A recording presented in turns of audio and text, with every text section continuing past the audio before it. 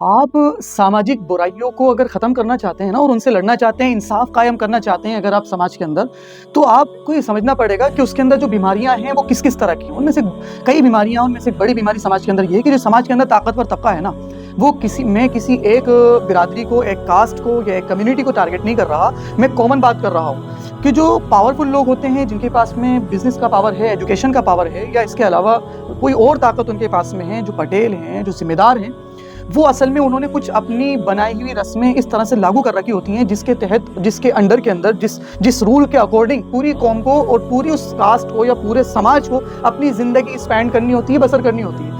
नताइज भयानक ये आते हैं कि बाज़ मरतबा वो इतनी ज़्यादा नुकसानदेह होती हैं वो चीज़ें। अच्छा, हर वक़्त वो सिस्टम नुकसानदेह नहीं होता है। बात समाज की वो चीज़ें जो पॉज़िटिव हैं और हम कहते हैं कि ये चीज़ें बेहतर हैं, हम उस पर कभी और बात करेंगे, मैं रोशनी डालूँगा उस पे।